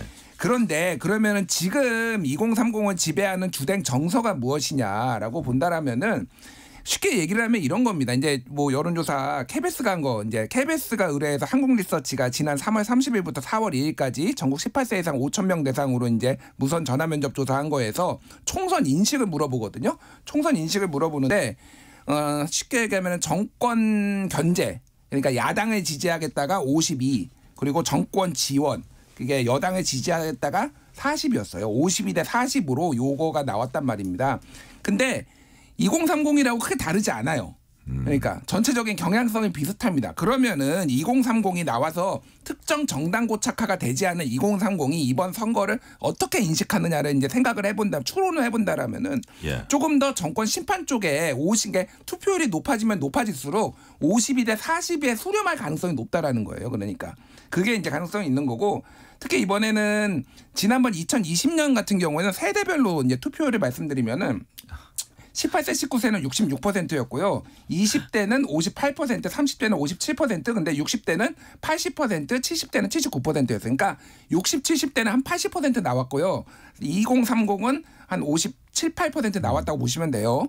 자, 그러면은 투표율이 지난번보다 올라가잖아요. 그러면은 60대 이상에서 더 올라가겠습니까? 2030에서 올라가겠습니까? 그러니까 60대 이상은 이미 많이 올라갔기 때문에 올라가긴 하겠죠. 상승 여력이 작아요. 여기가 주로 보수층이 강한 데잖아요. 2030은 이미 스윙보터화 됐기 때문에 아까 전에 말씀드린 투표율이 올라가면 올라갈수록 그 정권 심판론과 정권 지원론의 그 비율대로 평균에 수렴하게 돼 있단 말이에요. 그렇다고 본다면은 이거는 전체적으로 그게 그러니까 민주당 심판론 쪽으로 간다라고 보는 거를 하는 거는 너무 낙관적인 견해다. 이렇게 말씀드리겠습니다. 네. 자. 이제 또 이번 22대 국회의원 선거 특징 중 하나가 유권자 구성 변화인데 노년 유권자가 청년 유권자보다 관련되는 얘기예요. 더 많아졌다고 합니다. 통계상으로 보면. 근데 이게 지금 뭐 진짜 보수 정당이 유리하게 된 건지 아니면 어떻게 보면 그 똑같은 사람들이 나이만 좀 먹은 건지 이게 변화가 있을까요? 영향이 있을까요? 어쨌든 영향이 있을 수밖에 없다는 것이 중론 아니겠습니까? 실제로 제가 확인해 봤더니만 국회 입법조사처가 2022년에 낸 보고서 제목이 있는데 유권자 및 투표자의 연령대별 구성 변화 추이라고 해서 그로 인한 어떤 인구 구성 변화에 따른 정치적 변화 이것을 분석했던 그 내용이 있는데요. 결국 그 유권자 투표 선택에 미치는 요인이 크게 봤을 때에 연령 효과와 세대 효과. 지금 앵커께서 얘기하시는 것은 세대 효과. 한마디로 386이 486 되고 486이 지금 686 됐다 보니까 공통된 어떤 그 생활을 해서 감각을 가진 사람들이 60대가 된다고 해서 정치적 지형이 바뀌겠느냐 이런 부분이 있습니다만 여전히 또 다른 그 같은 비중을 두고 있는 연령 효과. 한마디로 생애 주기에 따라 나타나는 변화. 그 처칠이 얘기했다고 하잖아요. 20대의 진보가 아니면 가슴이 없고 그리고 40대 그 보수가 아니면 머리가 없다라고 얘기했듯이 아무래도 연세가 드시면 설령 386, 486이라 한다 하더라도 연령 효과에 따르는 효과가 있을 수밖에 없는데 네. 말씀드린 것처럼 지금 그 인적 구성을 봤을 때 제가 깜짝 놀라는 게 2000년 16대 총선 같은 경우에는 20대가 25%밖에 안 되고 60대가 15%밖에 안 됐어요. 그런데 지난 그 총선 같은 경우에는 이게 그 엄청나게 바뀌어가지고 20대는 10몇 %로 쪼그라들어 버리고 이게 60대 이후가 거의 뭐 진짜 지금 60대부터 제 기억에 한 30몇 %, 그러니까 50대, 60대, 70%가 전체 유권자의 뭐 절반 이상 넘어가 버리는 이런 부분이 있다 보니까 지금 전체적인 어떤 투표에 있어서의 어떤 보수화 경향이 나타날 수 있고 다만 지역적으로 봤을 때는 최근에 그 아파트가 집중적으로 지어지는 어떤 지역들도 많이 있기 때문에 결국 그런 그 연령 효과와 또 어떻게 보면 세대별 효과가 서로 어떻게 보면 그 상충되는데 그 상충되는 것이 어느 정도로 이렇게 돼가지고 누구한테 유리할지 지금 단정하기 어려운 건데 그럼에도 불구하고 연령 효과에 따르는 어떤 그 보수화 경향 이런 부분에 있어가지고는 지난 대선에서도 상당 부분 입증되고 지난 그 지방선거에서도 입증됐기 때문에 좀 전에 그 김준일 평론가님이 얘기하시는 압도적인 어떤 국민들의 어떤 민주당 지지 이런 것은 있기 어렵다라고 저는 예측을 하는 것은 바로 그러한 연령 효과에 따르는 효과를 저는 좀 강조하기 때문입니다. 그러니까 뭐 맞는 동의가 되는 부분도 있고요. 일단은 그 이제 세대별 이번에 이제 유권자 구성을 말씀드리면은 18, 19세까지 더해가 여기가 2%인데 20대가 15.8, 30대가 14.8, 40대가 17.8, 50대가 19.7, 60대가 17.4, 70세 이상이 14.5. 그래서 50대 이상부터 56, 50, 60, 70세 이상은 다 더하면은 51.6%예요. 네. 그러니까 여기가 대한민국이 굉장히 늙어. 왜냐하면은 대한민국 중위값이 연령 중위값이 44세가 넘었어요. 그러니까 1970년에는 아니 1990년에는 28세였거든요. 대한민국 중위값이. 예. 근데 지금 44세가 됐으니까 얼마나 이게 늙었는지. 그러니까 요즘 40대들이 아직도 자기가 젊은 줄 알고 착각하는 이유가 이제 거기에 있는 거죠. 그러니까. 저도 제가 젊은 줄 아는데요. 젊으셔요. 예. 근데 이제 그 최진정 변호사님이 정확하게 말씀하셨는데 이게 연령 효과가 있고 이제 코호트 효과, 세대 효과라는 게 있어요. 예를 들면은 진보 대학생이라는 일종의 약간의 조롱 섞인 게 있어요. 뭐냐면은 이제 40대와 50대 초반 지금은 70년대생들을 이제 가리키는 건데 이들은 아직도 지들이 젊은 줄 알고 지들이 왜 맨날 대학생 때처럼 막 열정적으로 막 민주당 지지하고 이거를 조금 비하하는 약간 표현인데 왜 그러냐면은 그때 이들이 처음 경험했던 것들이 굉장히 이를테면 전교조가 처음 와가지고 교육을 받은 것부터 해가지고 뭐 효순이 미선희 사건, 이를테면 노무현 대통령 뭐 탄핵해가지고 처음에 어떤 정당에 내가 투표를 하느냐가 굉장히 그 이후에도 정당 고착화에 영향을 끼친단 말이에요. 그러니까 쉽게 얘기를 하면은 지금 60대에는 60대 초중반에는 80년대 학번 초중반이 들어갔어요. 조국 대표도 지금 60대고요. 이재명 대표도 60대예요. 제가 그래서 아까 질문 드릴 때 똑같은 사람들이 나이만 먹은 거 아닌가 그 질문 드린 그러니까요. 거예요. 그러니까 이 경향성이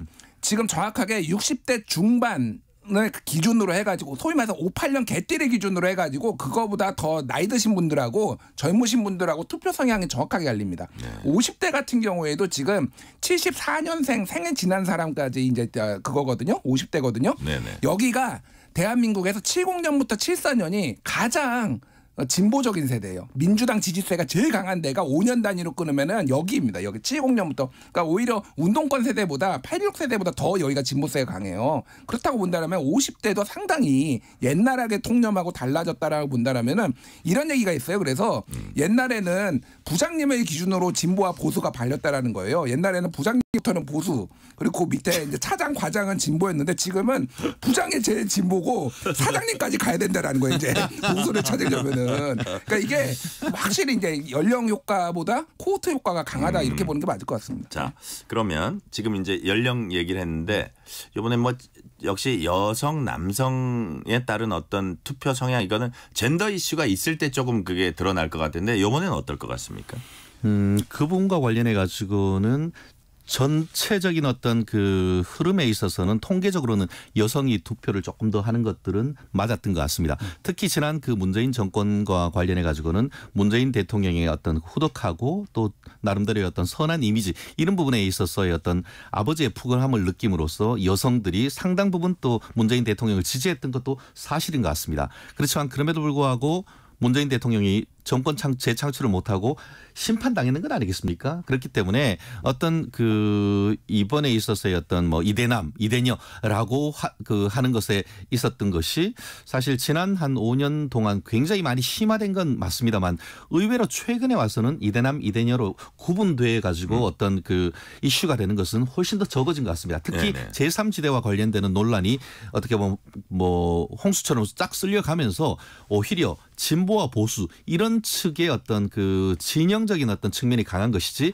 남녀 간의 어떤 갈등이 이번 총선에서는 크게 부각되지 않았다는 점에서 여성이 특별히 어떤 그 뭐 진보나 어떻게 보면 민주당에 대한 지지 이런 것보다는 오히려 어떤 본인의 정치적 성향 이런 부분에 따라서 가는 이런 그 남녀 간의 구분 효과보다는 전체적인 어떤 심판 내지는 오히려 야당 심판이냐 여당 심판이냐 이런 부분에 좀 더 공감하는 투표가 나올 가능성이 전 높지 않나 예측을 합니다. 이 부분은 어떻습니까? 예를 들어서 지금 크게 막판 변수가 뭐 막말이 있고 그다음에 이제 부동산 관련된 뭐 대치를 하는데 이슈가 있고 그다음에 의정 갈등이 있고 뭐 크게 그렇게 꼽는데 그 막말 부분이 특히 이대생 성상납 이런 게 약간 젠더적인 이슈로 발전할 가능성은 없습니까? 어떻게 보세요? 그러니까 뭐 완전히 뭐 없다고 보기는 힘들지만은 예. 크게 이슈가 되는 것 같지 않아요. 전체적으로 여론의 흐름을 봤을 때도 그렇고 특히 김환란 이제 뭐 총장 같은 여사 같은 경우에는 지금 그 김준혁 이제 뭐 규탄도 했지만은 김환란은 친일파다라고 해서 이대생들이 또 나와가지고 그거와 관련해서 또 시위도 하고 그랬거든요. 그러니까 전체적으로 이번이 말씀하신 대로 동의하는 게 젠더 이슈 자체가 크지는 않다. 그거는 맞는 것 같고 다만 또 말씀하신 거에 동의하는 게 전체적으로 보면 역대 투표를 보면 거의 대부분이 2010년 이후로는 2007년 8년 이후로는 여성의 투표율이 조금 더 높아요. 근데 이게 다른 세대는 여성 투표율하고 남성 투표율하고 이게 큰 차이가 없는데 20대는 큰 차이가 나요. 무슨 얘기냐면은 이번에 아까 전에 말씀드렸던 거 한국리서치 조사 6차 조사에서 선생님께서는 투표를 할 생각입니까? 물어봤거든요. 반드시 투표할 것이다가 20대 남성이 55%, 20대 여성이 61%예요. 근데 20대 남성이 상대적으로 보수가 더 많잖아요. 지난 윤석열 대통령 그 출구조사, 그 당선됐을 때 출구조사도 그렇고, 그러니까 투표 의향이 20대 남성이 떨어진 거예요. 지금 그러니까 이 지금 어려운 다른 세대는 뭐 이를테면 70대 이상은 92, 93, 60대도 92, 93 거의 똑같아요. 세대별, 그러니까 남녀별 차이가 없습니다. 근데 20대 남성들이 투표 의향이 이렇게 떨어진다라고 한다면 이게 그러니까 투표 동기부여가 안 된다고 본다면 이게 보수한테 좀 더 불리하게 작용할 가능성이 있는 거죠. 그러니까. 다만 아까 말씀드린 것처럼 그 부동산 민주당의 부동산 강남 부동산 사랑 이슈 그것도 보수의 그 어떻게 보면 민주당의 아성이라고 할 수 있는 안산에 어떻게 보면 출마를 하면서 강남에 30억대 아파트를 땡빛 내 가지고 사고 그리고 그 과정에서 돈 한 푼 없는 대학생 여대생 딸을 사실상 서류를 위조해 가지고 11억을 대출받아서 그걸 갚게 하는 이런 부분에 있어서의 어떤 내로남불 민주당의 어떤 그 표리부동함 그리고 아까 얘기한 것처럼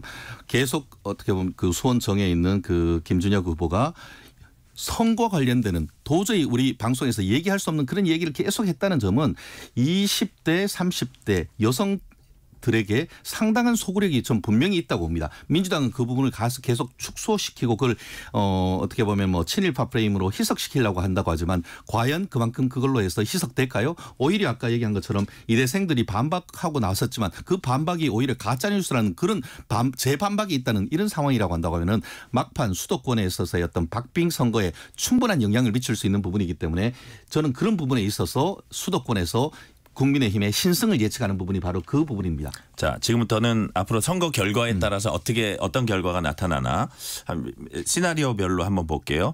지금과 비슷한 의석을 민주당이 얻었을 경우, 그러니까 과반을 좀 안정되게 확보했을 경우, 그렇지만 뭐 합해가지고 개헌 저지선까지 안 갔을 때, 그럼 어떤 모습의 전국이 펼쳐지나요? 지금하고 똑같겠죠. 그렇죠.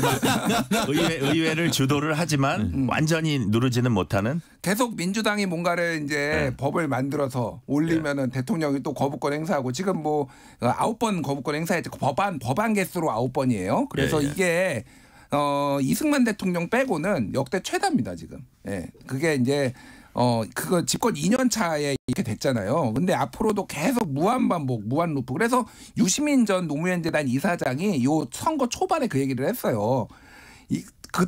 이대로 비슷하게 나오면은 아무 의미가 없다. 아예 범야권은 200석 이상을 만들어 주든지 아니면은 국민의힘을 150석 이상을 만들어 줘라. 그래야지 뭐가 이제 정치 지형의 변화가 생긴다 얘기를 했거든요. 그래서 계속 싸울 것 같아요. 그러면은 참 그렇게 될 것 같고, 그러니까 뭐 시나리오가 그러니까 쉽게 얘기하면 숫자를 이제 120, 150, 100 그러니까 150, 180, 200 이제 많이 얘기를 하잖아요. 그러니까 150 뭐 민주당이 151석을 주장을 그러니까 목표로 했고 151석이면은 사실은 저는 국민의힘의 사실상 승리라고 봅니다. 민주당이 151석밖에 못 가져간다는 지난번 선거보다 그러면은 거의 30석 가까이 줄어든 거잖아요. 그러니까 이거는 굉장히 지금 안 좋은 이 여론 상황에서 굉장히 선전한 거고, 만약에 200석이 넘으면은 우리가 생각하는 모든 생각 이상의 상상 이상의 모든 일이 벌어질 수 있습니다. 그러니까 뭐 탄핵도 뭐 갈성할 수 있고, 생각보다 저는 이게 현실이 될 가능성이 높다. 탄핵 추진이. 개헌 개헌도 그렇고, 근데 개헌은 조금 논의는 나오겠지만 뒤에 나올 가능성이 높고요. 제가 지금 가장 주목하는 거는 총선 끝나자마자 야권에서는 최상병 특검부터 하자고 할 거예요. 왜 그러냐면은 탄핵을 만약에 정말로 하려면은 명백하게 법 위반이 있어야 되잖아요. 무조건 감정으로 할 수는 없는 거죠. 그리고 탄핵이 이제 헌재에서 기각됐을 때 역풍이 있을 수 있잖아요. 그러면 가장 그 약한 고리가 대통령의 최상병 사건에 이게 개입, 이거가 이제 법 위반이다라고 볼 여지가 있기 때문에 그거 국정조사 특검부터 하자라고 할 가능성이 상당히 높고, 그게 만약에 이제 어느 정도 윤곽이 나온다 그러면은 탄핵 200석이 이제 범야권이 됐을 경우로 말씀드린 거죠. 그러면은 탄핵 정국으로 올해 하반기에 들어갈 수도 있겠다 이런 생각을 합니다. 시나리오별 어떻게 전국 전망하세요? 저는 국민의힘이 이기는 시나리오를 좀 얘기를 하고 싶어요. 왜 자꾸 민주당이 이긴다는 걸 전제로 하는 것 자체가 KBS의 공정성에 어긋난다라고 저는 생각을 하는데. 제 개인 생각입니다. 네, 그러니까 국민의힘이 과반 내지는 어쨌든 그 일당이 될 경우를 한번 생각을 해본다고 하면은 윤석열 정부가 국정의 운영에 탄력을 받겠죠. 사실 지난 2년 동안 헌법상 분명히 어떻게 보면 대통령제로 돼 있는데, 사실상 이재명 대표가 180석을 기준으로 해서 사실상의 의원 내각제와 같이 운영을 해온 건 아니겠습니까? 대통령을 뽑아놨더니만 할 수 있는 게 하나도 없었잖아요. 그런데 이제 드디어 만약에 과반 내지는 일당이 된다고 하면은 지금 공약을 했던 것을 실천해 나갈 수 있는 그런 여지가 생기는 것이고, 더불어서 또 한동훈이란 새로운 정치인이 대선 가도를 탄탄대로를 달릴 가능성이 커지지 않겠습니까? 실제로 지금 뭐 만약에 지금 여소야대가 된다면은 정말 제대로 해보지도 못하고 윤석열 대통령이 레임덕이란 그런 비판에서 자유로워지기 어려웠겠지만, 만약에 일당 뭐 과반은 뭐 언감생신 일당이라도 된다 할 경우에는 그 국회의장이 국민의힘이 의장이 되는 것이고, 그렇게 되면은 상임위원회 배분에 있어서도 상임위원장이 상당 부분 또 가지고 올 수 있기 때문에 입법을 통한 개혁 이 부분에 탄력이 있게 되고, 그렇게 되면은 윤석열 정부를 넘어서 다음 그 자유우파 정부의 탄생까지도 이어질 가능성이 굉장히 높아지기 때문에 국민의힘 입장에서도 굉장히 중요한 선거이고, 더불어서 국민의힘을 비롯한 중도 보수에 있는 분들은 이번 선거가 정말 대한민국의 미래를 결정할 결정적 선거, 크리티컬한 일렉션이다 이렇게 평가한 것이 바로 그 부분이 아닐까 생각합니다. 자, 지금 말씀해 주신 거는 어떤 정파나 그런 그런 부분을 얘기해 주셨고, 이제 주요 정치인들에 대한 그 운명이 어떻게 될지 이재명, 조국 그리고 한동훈. 자, 이재명 대표의 운명은 어떻게 됩니까? 제가 먼저 말씀드리겠습니다. 일단은 야권 지도자들은 운명은 법원이 결정합니다. 정치권이 결정하는 게 아니에요. 그렇지 않아요. 그렇지 않아요. 네, 투표가 결정하는 게 아니고요. 뭐 이제 승리할 가능성이 높다라는 걸 전제로 말씀드리면은 이제 어떻게 될지 모르는데, 다만 이런 시나리오는 있어요. 그러니까 조국 대표가 언제 대법원 확정 판결이 나올지는 모르겠으나 만에 하나 이제 탄핵이 가능할 경우에는 형 대법원 형 확정 전에 탄핵이 가능하면은 이게 이제 조기 대선 모드로 들어가고 형 자체가 미뤄질 가능성도 있어요. 그러니까 뭐 그러니까 그런 걸 바랄 거예요. 그 지지자들이나 이런 분들은 그러니까 굉장히 역동적인 상황이 이제 벌어질 거고 이재명 대표는 어쨌든 이재명 대표 본인이 지방선거 빼놓고 본인이 나왔거나 본인이 주도한 선거가 지금 다 졌거든요. 지방선거도 2020년 지방선거도 총괄선대본부장이었는데 본인은 이겼지. 개항을 해서 보궐선거 이겼지만은 당은 참패했고 대선도 지고 그러니까 약간의 이재명에 대한 불신이 있었어요. 사실은 뭐 일부 있었습니다. 그러니까 이재명으로 이길 수 있게 해서 다음 대선 약간 선거로 한 번은 증명해야 된다. 증명을 이번에 이제 어느 정도 하게 됐다라고 보는 거죠. 그렇게 유권자들은 이제 볼 거 가능성이 있고 한동훈 비대위원장 같은 경우에는 의석수 시나리오에 따라서 좀 다릅니다. 만에 하나 103석보다 2020년 103석보다 미치면은 한동훈 책임론을 벗어날 수가 없어요. 아무리 안 좋아도 그거보다는 더 나와야지라는. 그 마지노선은 얼마를 보고 계시나요? 저는 103석이요. 103석. 103석 밑으로 만약에 간다라고 한다라면 뭐 기본적으로 세 자리네요. 그렇죠. 그렇죠? 그러니까 근데 이제 이게 103석 밑은 이제 3석만 더 떨어지면 이제 2자리가 되는 거니까 사실은 200석을 저지 못했다라는 거하고 비슷한 느낌인데 어쨌든 이거는 한동훈 비대위원장도 타격을 많이 받고 제 느낌으로는 뭐 전문가들도 얘기하는데 120석 정도면 그래도 진짜 졌지만은 젖잘싸. 야 진짜 선전했다 뭐 이런 식으로 이제 될 것 같고 아까 전에 얘기했듯이 140석 이상 가져간다 그러면 한동훈 비대위원장 날개를 다는 거죠. 확고한 차기 대권 주자. 지금 말씀하시는 거 보면 120석만 나와도 정신적으로는 승리에 가까운 거다. 저는 사실 실질적으로 승리라고 봅니다. 120석이면. 그래요? 저는 짧게 말씀드리면은 이것만 이기면 다 이긴다라고 첫 질문이 있었는데 그게 바로 계양을이라고 생각합니다.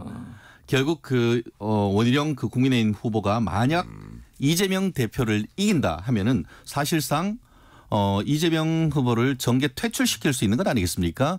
그렇게 될 경우에는 방탄복도 국회의원도 벗게 되고 결국 8월 이 민주당의 어떤 전당대회도 사실상 못 나가게 되는 그런 그 수순을 밟게 되어서 결국 이재명 대표가 만약 패배할 경우에는 민주당발 전개 개편이 일어날 가능성이 굉장히 크다라고 생각을 합니다. 그게 현실화될지는 아직까지는 누구도 지금 모릅니다.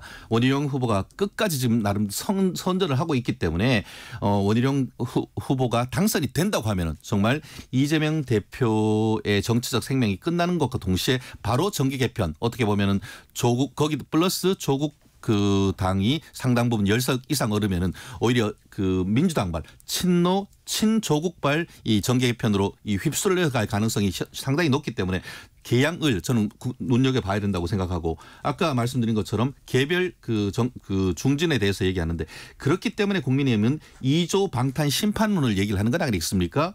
지금 김준일 평론가님 같은 경우에는 이 사람들은 표가 아니고 법원이 심판한다고 하는데 그거는 잘못됐다고 봅니다. 표로 범죄자들은 심판해야 된다는 것이 국민의힘의 프레임 아니겠습니까? 이재명 정말 12개가 넘는 범죄로 해서 지금 어제 같은 경우에도 재판에 나가고 선거를 못하는 이 사법 리스크 이런 것은 민주주의를 빙자해서 법치주의를 우롱하는 그런 상황에 대한 심판을 해야 되는 것이고 조국 내일이라도 대법원에서 판결 선고를 하면은 실형 선고 2년을 살아야 되기 때문에 있어야 될 것이 여의도가 아니고 어떻게 보면 교도소로 가야 되는 이런 상황이라고 한다고 하면은 이런 부분에 있어서의 어떤 정상화 비정상화의 정상화로서 국민들이 표로서 먼저 사법부 이전에 심판을 해줘야 된다는 것이 국민의힘이 지금까지 얘기를 하는 것이고 저는 오늘 국민들이 2조 심판 해주실 거라고 저는 믿어 의심치 않습니다. 만약에 이제 과반 정도를 만약에 과반을 민주당이 확보하지 못한다면 조국 혁신당 조국 대표의 뭐라 그럴까요? 영향력이랄까 그게 훨씬 더 커질 것 같아요. 엄청 그죠? 커지죠. 그래서 왜냐하면은 캐스팅 보트를 쥐게 되니까 완벽한 캐스팅 보트를 쥐게 될 것 같아요. 그래서 만약에 그래서 이재명 대표가 그렇게 계속 단독 과반을 그거 한 것 같은데 두 사람이 어떤 대선 후보로서도 사법 리스크와는 조금 별개로 대선 후보로서도 경쟁하게 될 것 같아요. 대선 후보로 경쟁할 텐데 제가 아까 좀 말씀드렸지만은 최종적으로 두 사람 다 안 설 가능성도 있어요. 그걸 진짜 민주당은 알 수가 없습니다. 지금. 그리고 예를 들면은 이광재 후보가 만약에 안철수 후보 이긴다 그러면은 굉장히 잠재력이 있는 대선 후보로 떠오를 수도 있어요. 그러니까 왜냐하면은 생각보다 지금 사람이 많지가 않아요. 그래서 여러 가지 이제 변수들이 있다. 뭐 나경원 의원이 만약에 이긴다라고 한다라면은 여권 차기 당대표 후보로 떠오를 수 있습니다. 왜냐하면 수도권 수도권이 거의 전멸각이거든요. 지금 그렇다고 본다면 여러 가지 생존하는 정치인들의 어떤 잠재력, 포텐셜을 좀 봐야 될 것 같아요. 어떻게 보세요? 뭐 거의 뭐 일반적인 생각인 것 같습니다. 그렇기 때문에 국민의힘 같은 경우에는 나경원 전 원내대표 정말 필승을 위해서 어제 늦게까지도 열심히 하시는 걸 봤는데 뭐 여기는 신승이 아닌 낙승 거릴 거라 생각을 하고 그렇게 될 경우에는 민주당이 그렇게 지금 뭐 이재명 대표가 7번인가 동작을 갈 만큼 나경원 후보를 견제하고 있는데 그런 견제를 뚫고 나경원 후보가 당선된다 할 경우에는 차기 국민의힘의 새로운 대표로서의 어떤 우뚝 설 가능성 그렇게 된다고 하면은 아까 말씀드린 것처럼 국민의힘 같은 경우에는 나경원, 원희룡 또 오세훈 그리고 한동훈 이런 잠룡들이 굉장히 많은 반면에 민주당은 아까 얘기하신 것처럼 지금 대표적인 두 분이 사법 리스크에 온전히 노출돼 있고 사법 리스크도 지금 조국 후보는 당장 내일이라도 대법원의 판결이 나면은 이 국회의원 배지가 떨어지는 그런 부분이기 때문에 아마 민주당으로서는 이번 총선도 중요하지만 총선 이후의 리더십에 대해서 굉장히 고민이 큰 상황이 아닌가 생각을 합니다. 아, 그렇군요. 자. 이건 시간이 너무 안 남아가지고 한 15초씩만 대답을 해주시면 그 녹색정의당이 원외정당 될 그 위기에 처했어요. 참 그 절박할 것 같아요. 거기도 국민들이 잘 안 보고 있지만 어떠십니까? 그럴 가능성 상당히 높고 한석 아니면 영석으로 보고 있는데 진보정당 이제 진보당을 포함해서 그쪽 재편이 일어날 것 같습니다. 네. 오히려 제3점 프레임이 되다 보니까 군소정당은 사실상 21대보다 더 적어지는 결과가 거의 불보듯 명확한 것이 아닌가 생각합니다. 네, 오늘 여기까지 듣겠습니다. 최진영 변호사, 김준일 시사평론가였습니다. 감사합니다. 고맙습니다.